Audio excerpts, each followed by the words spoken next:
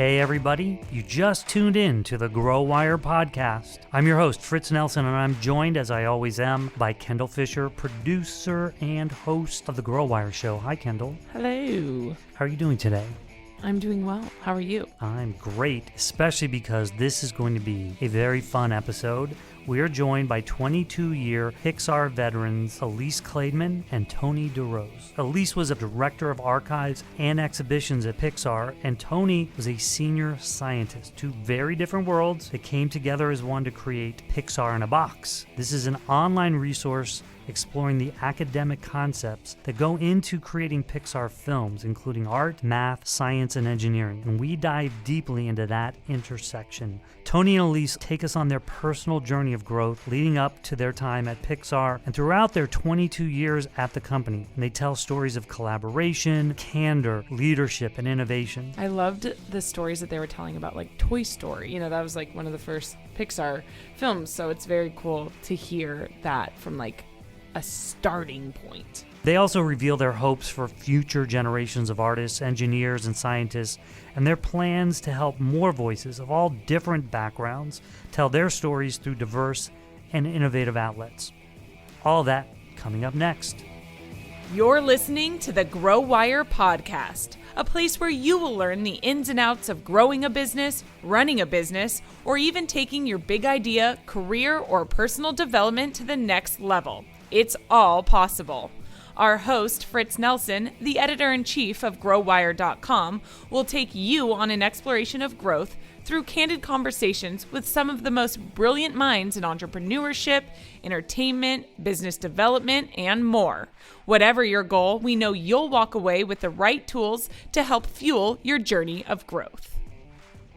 One of the big topics we hit on in this podcast is the idea of candor. So here's a word from our sponsors at the Second City with some help on just that. The mere thought of feedback often makes people cringe, but not only is it a reality in today's world, quality feedback is really critical to business performance. The best way to get better at something is to practice. One of the best ways to practice is to use improv. Improvising Radical Candor combines the expertise of Radical Candor, which is the executive education company based on Kim Scott's New York Times bestseller, Radical Candor, Be a Kick-Butt Boss Without Losing Your Humanity, with the innovation of the Second City Works, which is the cutting-edge professional development arm of the world-renowned comedy theater. Through storytelling, improv, and interactive exercises, participants learn how to solicit, deliver, and encourage feedback in a way that helps them do the best work of their lives while building the strongest relationships of their entire careers. Visit improvisingradicalcandor.com to learn more.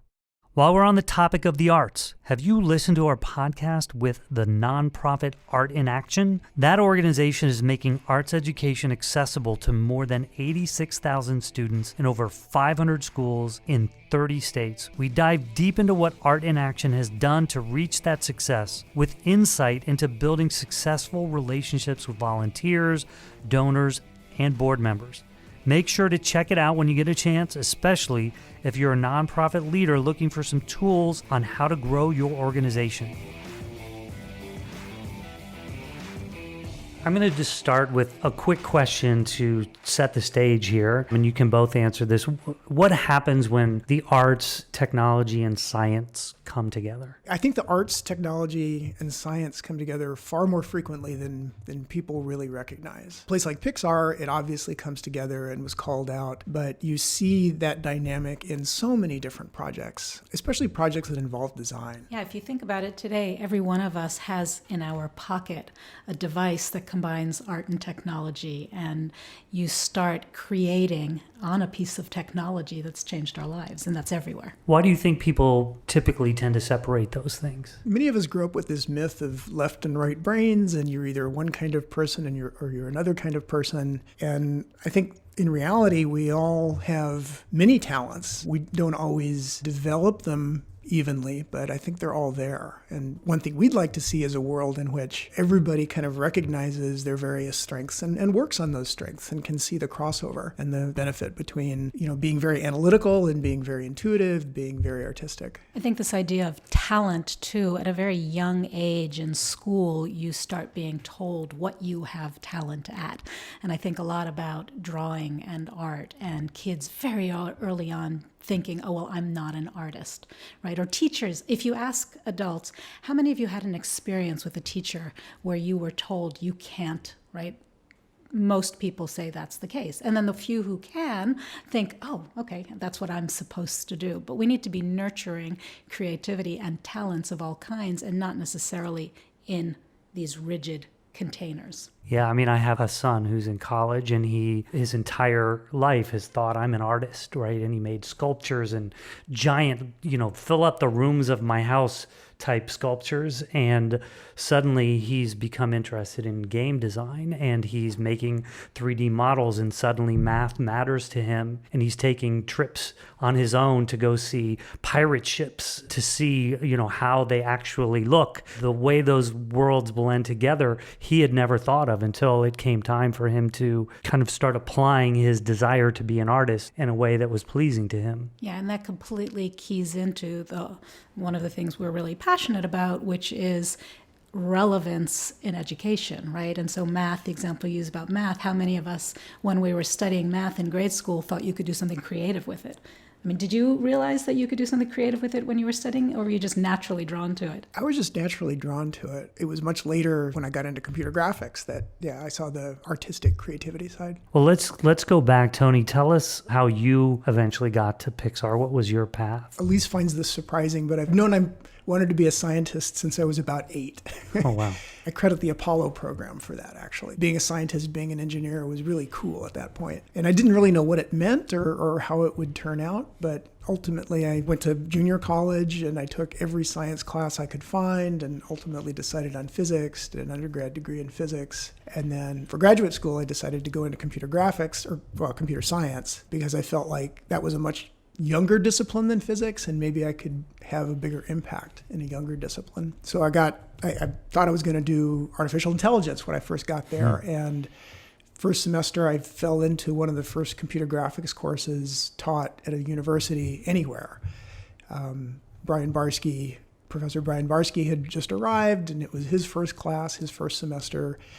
And I was hooked basically from day one, because computer graphics is this beautiful blend between physics on one hand, because you're trying to emulate physics, computer science on another, which I really loved, and mathematics. And so that blend of those three things really caught me. I graduated, went to the University of Washington, started a computer graphics lab up there, stayed there about 10 years, and all along had been staying in touch with Ed Catmull, the president of Pixar, because the graphics community at that time was very small. This was the early 80s. Everybody knew everybody. And so from afar, I was kind of, keeping track of what Pixar was up to. And after about 10 years, I thought, well, if I'm ever going to try anything different, this is a good time to do it. And so I did the unthinkable, and I left a tenured position in academics to join this little company called Pixar that nobody had heard of. That was mid-90s, 96. That's when I joined. So your role was a senior scientist at Pixar. So what does that mean? What did you do?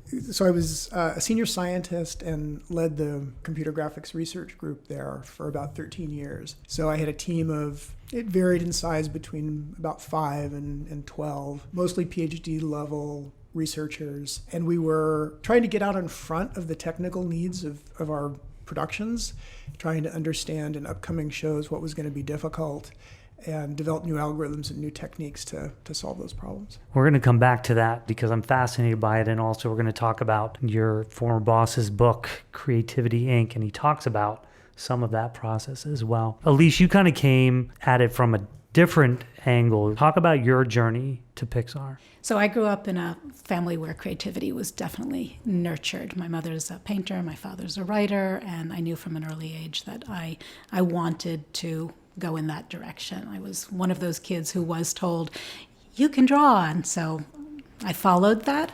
And as you become an adult, you realize that you most likely have to do something else as well to support your habit as an artist.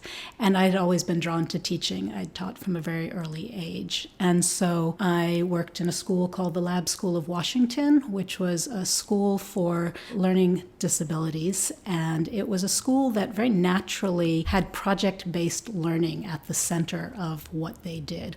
I ended up getting a master's degree in education, focusing on learning disabilities and how you can use the arts in particular to teach and to engage students in every level of learning, whether it was science or writing or math. Then the next phase of supporting myself as an artist, I ran a gallery, and I worked with a woman who opened a gallery of contemporary Latin American art and met artists from all over the world. And then the next phase of that was working with a woman named Betty Edwards, who wrote a book called Drawing on the Right Side of the Brain. And Betty had studied how the right and left sides of the brain work together to allow you to see and translate the three-dimensional world into two dimensions, into a drawing, or not, how the left side of the brain can actually interfere in your perceptions. And I had met Betty, and she asked me if I was interested in working with her, and so we were teaching her method all over the world, and I was also teaching out of my studio. And the first time I heard the name Pixar was when an artist was taking my class, and she said, "I'm an artist and I have a job and I actually have health insurance." I was like, "Oh, that sounds intriguing." And I kind of forgot about her, and about 8-9 months later, she called me. Her name's Robin Cooper, and she's an artist, one of the early artists at Pixar. She said, "You're going to get a call from this geeky engineer guy, okay?" She said, "His name's Ed Catmull, and he's interested in you for a drawing class." And so, okay, at that point, we had just bought this house. We had a 1-year-old. I was like, okay, a job sounds good. I was working as an artist. We were both working freelance. Sounded great. So I get a call from Ed Catmull, and he's lovely on the phone and invites me to come visit Pixar. And what I remember more than anything was walking in. This was when Pixar was in Point Richmond, and Ed greeted me, and he spent an hour and a half showing me around Pixar, just with such pride and joy, and the amount of time that he spent with me. And I honestly had known very little about Pixar. I had not been following Pixar for a long time. I hadn't even seen Toy Story, which was out at that point. And basically that's how I got started there. He asked me to teach a drawing class for the whole studio. And at that point, the studio had about 120 people. And I think he'd sent an email saying who's interested in a drawing class. And I think he said 90 people said that they were. Wow. And so that's how it started. Wow. And so then how did your career progress in Pixar? So lucky to have gotten there when it was a small company still, because you could pretty much have an idea, and Ed and John and the team were so receptive. So first I was teaching drawing, and then I started teaching a color theory class, and then some various other gesture and drawing classes. And Randy Nelson had been hired as the dean of Pixar University. That was when they were first thinking about having an internal education program. And I was the only teacher in that program at that point, and Randy asked me if I would work as a part of the team. And I had a young child, and I wanted to only work part-time, and they made that possible. So I ran our art and film program, meaning that designing classes for people at the studio to take, just general ongoing education, right? So you could be a technologist taking a drawing class, you could be an artist taking a programming class, you could be someone in HR taking an improv class, it could be any number of directions. So art and film programming. When Randy left, I took over Pixar University. And before that, I had said to Ed when we were moving from Point Richmond to Emeryville that would it be possible to have a little space for people at Pixar to show their own creative output? They're not us all working towards this one project together, which are the films, but their own creative projects, sculpture or building furniture or writing comic books or whatever it was. And so I thought we'd have a tiny little space for that. And about 3 months before the new building opened, I was walked through, and the two main open hallway areas were like, how's this as a gallery? Mm-hmm. So that became my new hobby at Pixar, which was showing artwork of people who work there. We couldn't sustain the size of that gallery space with only work being created by Pixar artists or anyone who worked at Pixar. And so I had suggested, could we show the artwork that is a part of our creative process that's part of designing our films? So Monsters, Inc. was actually the first exhibit we did of concept and development artwork on the hallways. And so that became our internal gallery where we had both production artwork as well as people's individual work.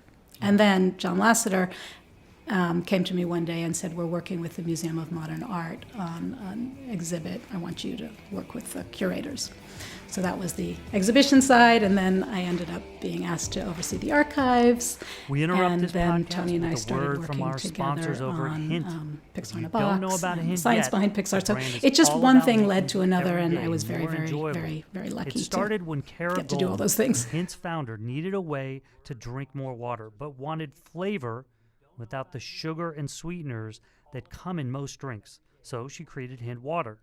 It has just a hint of flavor from real fruit essences without any of those added sugars or sweeteners. Everyone at the Grow Wire office is a big fan of Hint Waters. I like the lavender and tobacco flavor. That's my favorite. Might not be for everybody. I just have to come on to let everybody know that hint flavor is not real, okay? But go check out the fizzy ginger flavor or the pineapple flavor, which are both my favorite. Fritz is going to continue tricking you guys into I just have to come on to let everybody know that hint flavor is When not they come real, about, okay? you're gonna But go thank me check out for- the for fizzy coming ginger up with flavor them. or the pineapple to flavor, which are hint.co both my favorite. /welcome. Fritz is Get going to continue 30% tricking you guys off into your thinking first there's all these purchase. different kinds of hint waters that don't exist.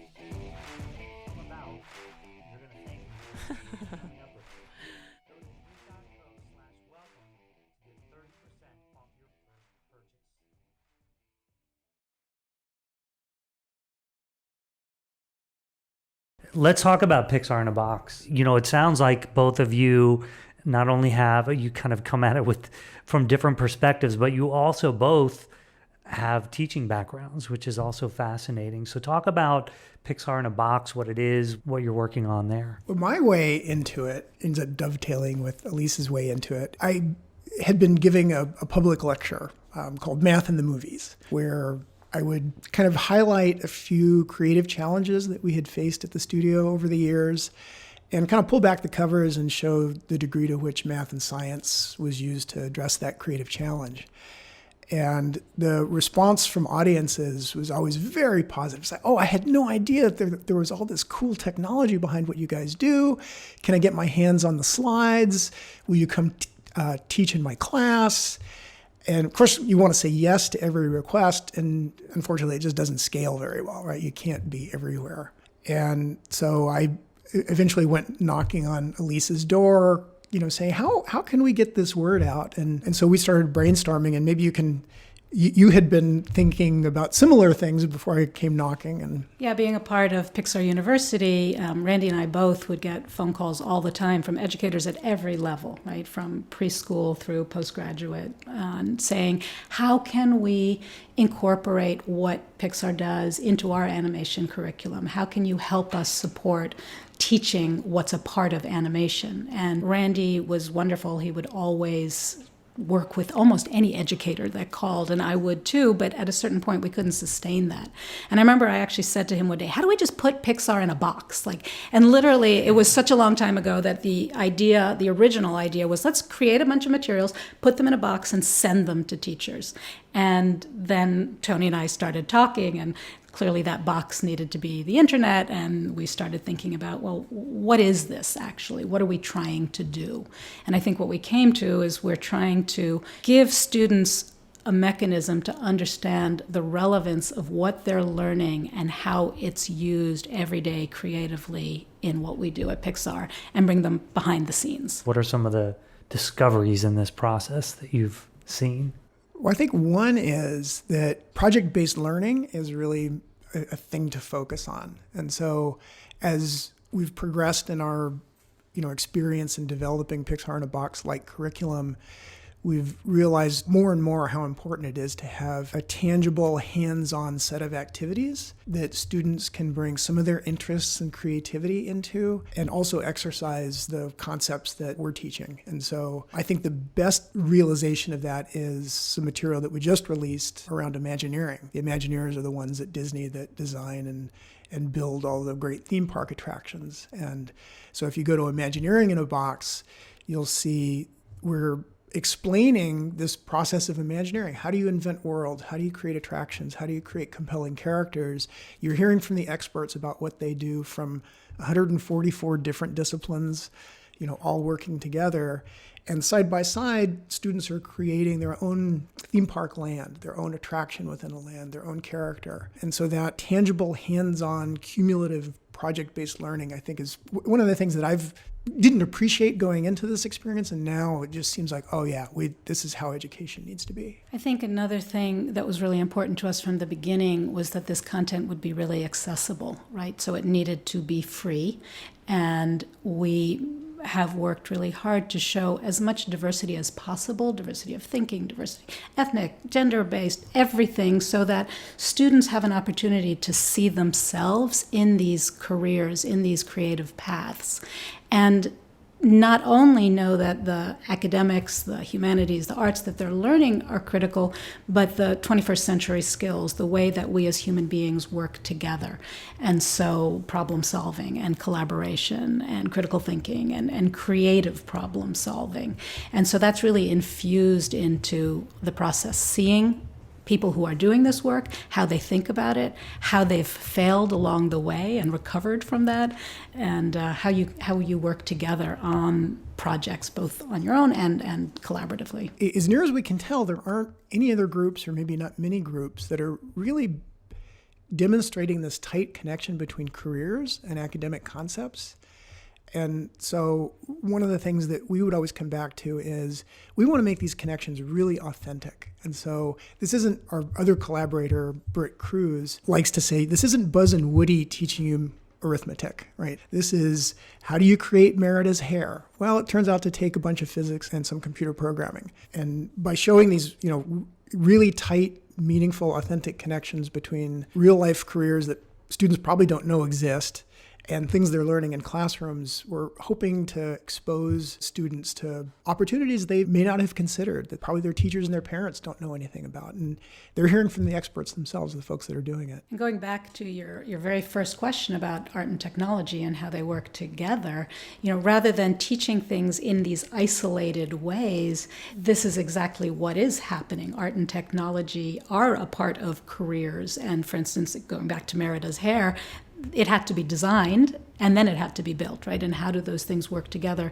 in projects that students are actually doing so that they can see how it all does come together? So just to ask maybe a crass question, but like business model question. So what is the relationship with Pixar and Disney in Pixar in a Box and Imagineering in a Box and wherever it goes to teachers and students? What's that kind of relationship? I mean, the relationship, and tell me if I'm answering your question properly, is Pixar and Disney, Walt Disney Imagineering, believe deeply in encouraging the next generation, right? And so for them, having content out there that's free and that's accessible is great for the future of the business, right? And particularly encouraging as diverse a set of future generation artists and technologists. The content was, I think for Pixar in a Box, Disney endorsed and paid for all of the creation of the content. And so they own it. Well, I would have thought that, I guess I should have known that since you're using Imagineering and Pixar in a Box, so they obviously have to endorse it in some way, but they're fully invested in it. I think the thing that's most critical to them is get this content in the world so that the best and the brightest and the most possible young artists and technologists and innovators and storytellers are going to be aware of the potential of these careers. Is it being used in schools or individually or all of the above? Yeah, maybe we should back up just a little bit as well, maybe provide a little bit more backstory. Yeah. So one of the first big projects that Elyse and I collaborated on was one with the Museum of Science in Boston to create a science exhibition called The Science Behind Pixar, which has been touring since, I think, 2015. 2015. And during that collaboration, we realized, oh, this is fantastic because we're kind of the domain experts when it comes to filmmaking. We know the art and technology that goes into film, and the museum staff know how to turn that information into compelling physical experiences. And we realized that, if we could find the right partner in the online world, we could tell some of these same kind of stories, maybe even deeper at a broader scale. And so that led us to knock on the door of Khan Academy, and they happily opened the door. That's when we met Brett. And then we worked together for about a year, pretty intensively, trying to figure out, okay, well, how do we bring this kind of content to life on Khan Academy, free to anybody in the world? And the model we've developed, I think, is pretty powerful, and we're pretty excited about continuing to create that sort of content. That's fascinating. I'm so excited about this. I want to go back to this notion of art and science and technology a little bit, and certainly your role, Tony, at Pixar. From kind of what you've talked about in the arc of your career, a lot of what you guys were working on was far in advance of what maybe some of the technology was able to do at the time. I mean, I followed companies like NVIDIA as they are building a lot of the discrete engines into their graphics processors, so tessellation engines, and taking all the physics and basically baking them into processing engines. But you guys had to build this yourselves, right? Before some of this got baked into products. And then, of course, it gets baked into products, and then you go out even further. And, how did you guys come to that? And how far ahead were you working? And what were some of the interesting developments? Well, the history at Pixar had innovation at its core since the very beginning. Ed, when he formed what became Pixar, it started as a group within Lucasfilm. He had a vision of ultimately creating a computer graphics movie. At that stage, the state of the art in computer graphics was basically a spinning cube in black and white. And so it was by necessity that all these techniques and these algorithms had to be invented. I came in the early 90s, and still the problem of developing a computer graphics film was not solved. Toy Story had just been released, nearly killed everybody to get it done. And there was clearly a lot of room for improvement that was kind of apparent to everybody. If you look at Toy Story, it's not an accident that toys were the main characters. Toys are hard plastic things. And it turns out hard plastic was about the only thing we knew how to create at the time. So when I joined, Ed realized, we're really going to need to be able to tell stories with compelling human characters.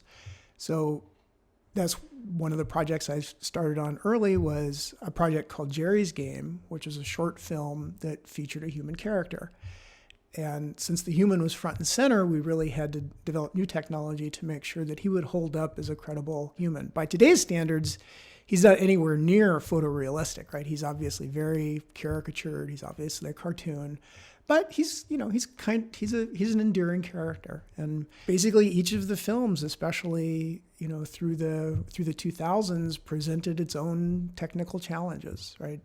For Monsters Incorporated, hair and clothing were kind of the big advance. In Finding Nemo, we really had to figure out how to do water, and the list goes on. As an artist, when you have these capabilities being developed to make creating the art easier, how does that change the game? I think one of the things that was often said at Pixar is the art challenges the technology and the technology inspires the art.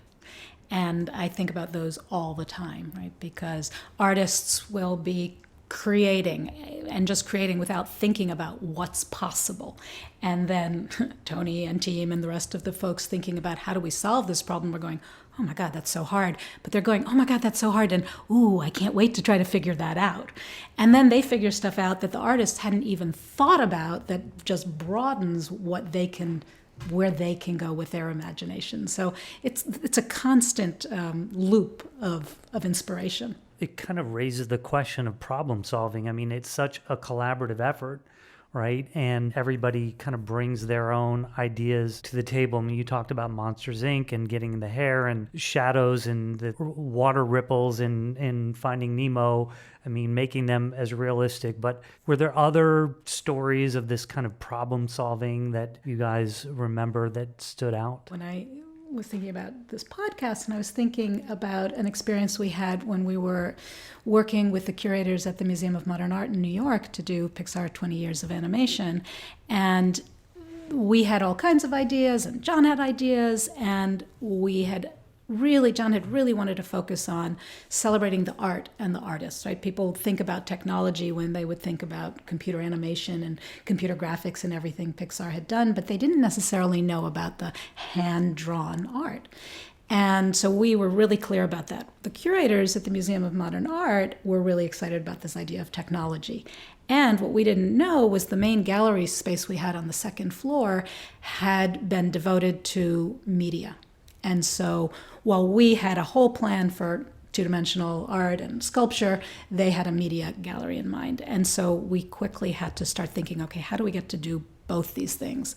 And so what was born out of that was an installation called the Artscape, which is, at that point, it was the largest media presentation that had ever been done, largest screen in media. And we worked with an artist at Pixar, Andy Jimenez, who worked with After Effects. We basically took the experience of creating art and what it does to our imaginations and our inspiration and allowed us to create this 11-minute and now 15-minute, very immersive art experience that also was media and technology. Want to help save the planet? Here's an idea. Go nude. Unfortunately, not wearing clothes isn't realistic for most of us. But buying sustainable clothing is. Here's Gordon Seabury, CEO of Toad & Co. Few know that garment production can generate tremendous pollution. So that's why we're hellbent on offering cleaner, sustainably made clothing that's stylish and long-lasting. But that's only half the battle at Toad & Co. When it comes to hitting our business goals, we've learned to focus on what we're good at and seek partners for other areas of expertise. So when it came to ensuring a consistent customer experience across all sales channels and knowing what was going on with all aspects of our business, we chose NetSuite by Oracle. They know business systems, we know eco-friendly clothes. A perfect match. From accounting and finance to commerce and human resources, NetSuite is the #1 business system to help you simply manage your business. Right now, go to netsuite.com/toad to get your free guide, Crushing the 5 Barriers to Growth. That's netsuite.com/toad for your free guide and to hear Gordon bear all on Toad & Co.'s growth story. So I want to wrap this into other businesses, but I want to start by discussing just a little bit the book that Ed Catmull wrote, Creativity, Inc. And really, and for those of you listening, if you want a great and interesting and different kind of business book, I highly recommend it.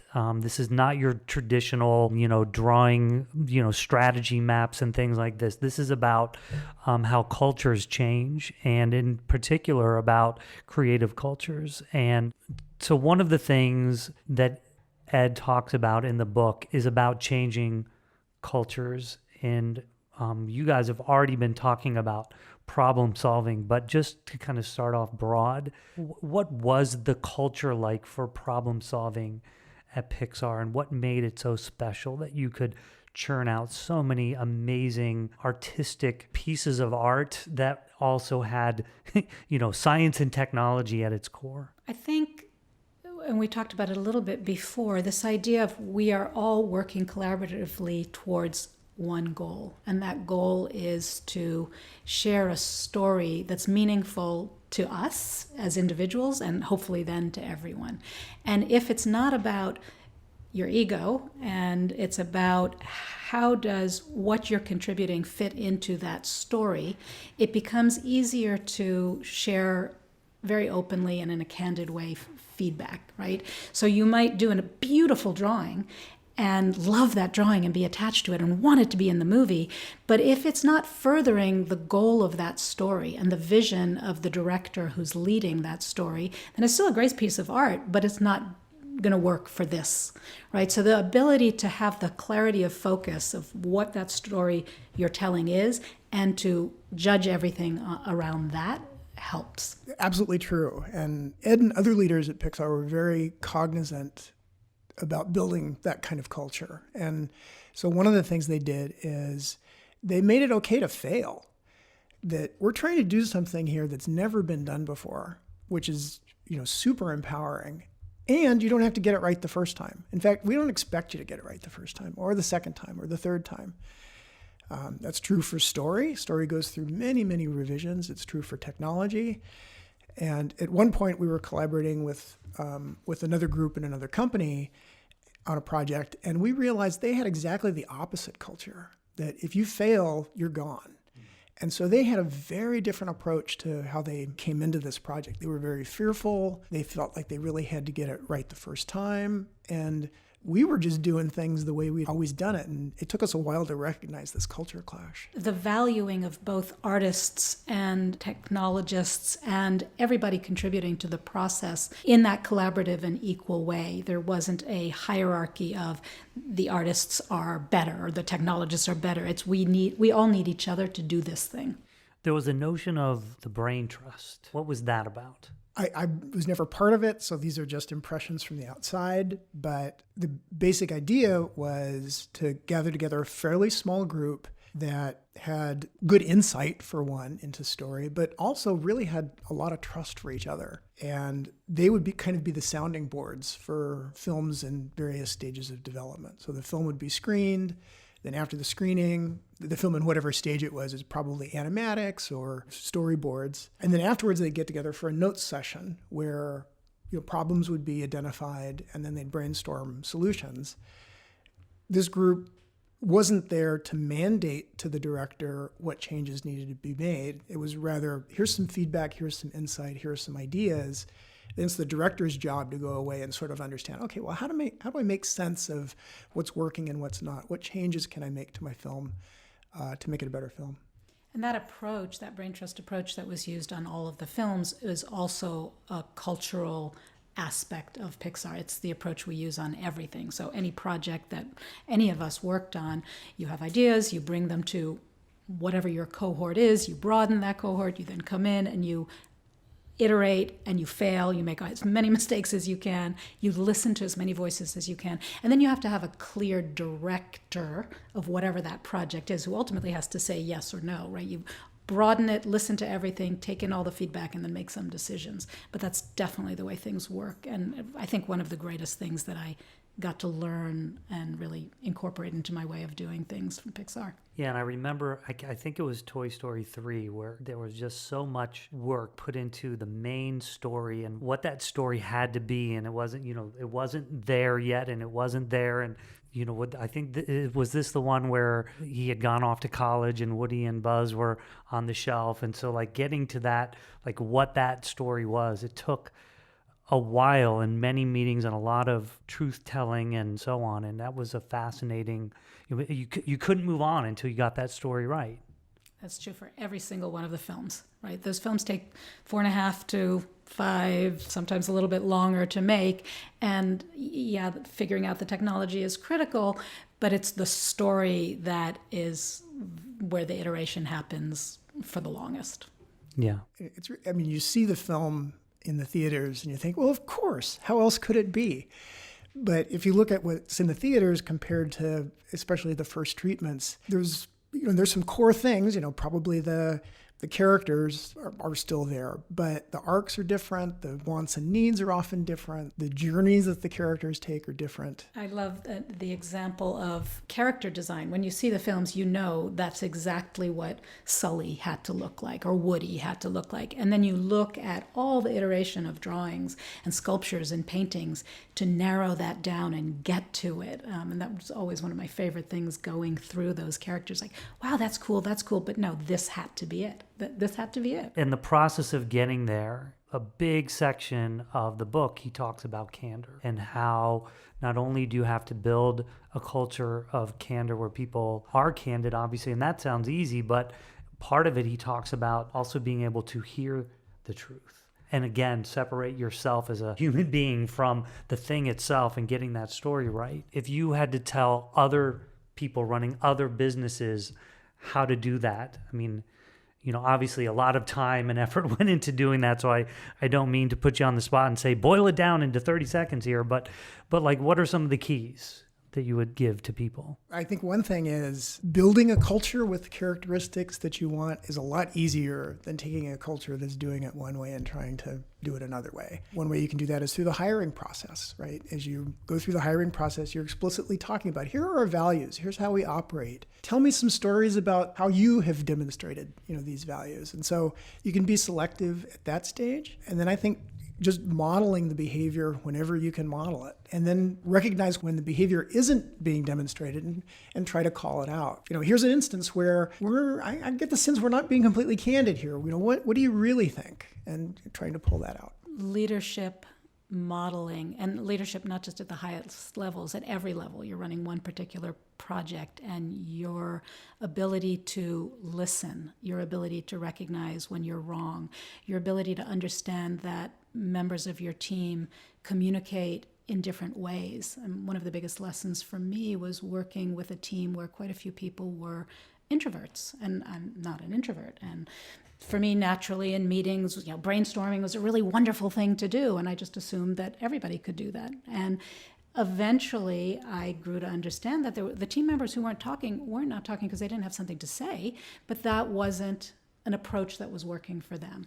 And I think being open to realizing you certainly don't know everything, you're going to make a lot of mistakes, and surrounding yourself by people who are willing to tell you that.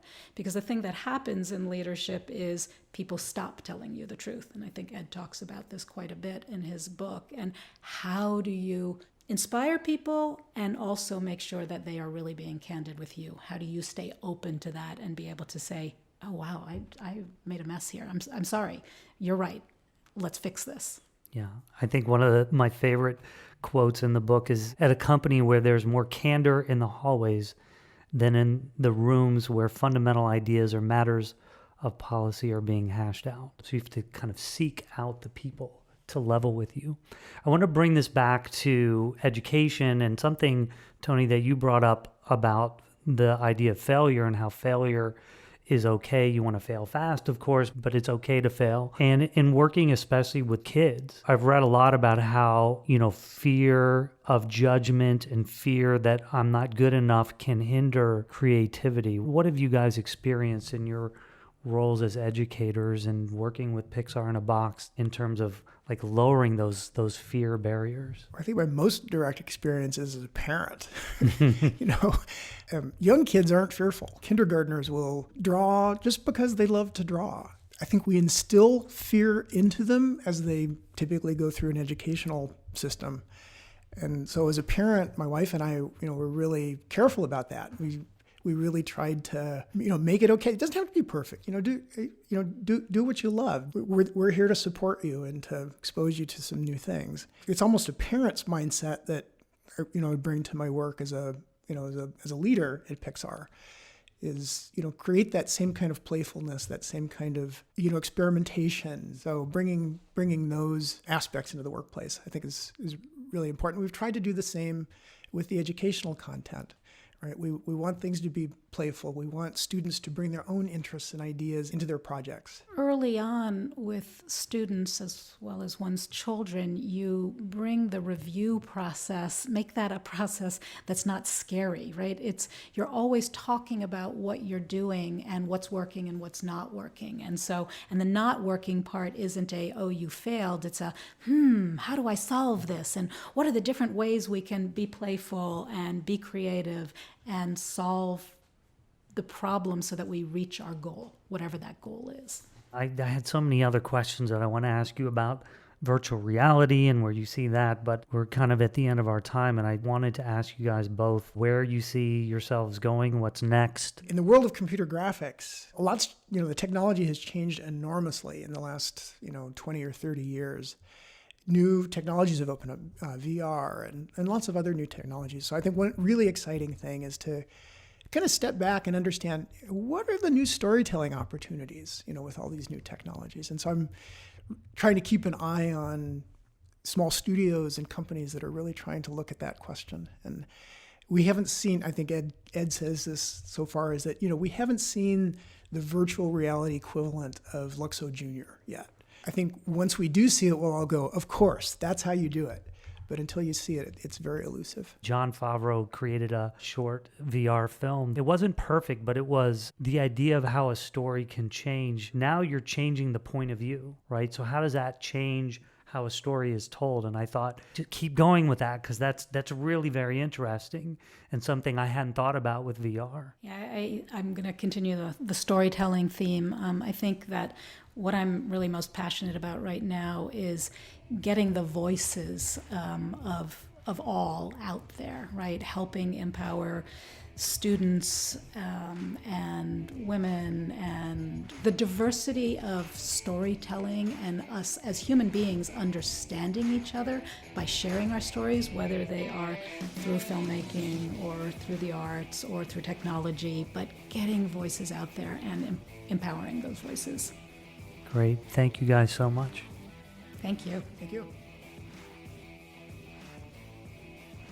More voices, more diversity, more stories. I'm on board with those plans for the future. Are you? Thank you so much to Elyse and Tony for joining us on this episode of the Grow Wire podcast. I also want to thank our editors over at Lampstand, our producer, Kendall Fisher. Thank all of you for tuning in. Don't forget to rate, review, and subscribe. And as always, we look forward to the next time. You just listened to the Grow Wire podcast with host Fritz Nelson. Make sure to keep tuning in for more episodes full of tips, tools, stories, and strategies to help take your personal and professional growth to the next level.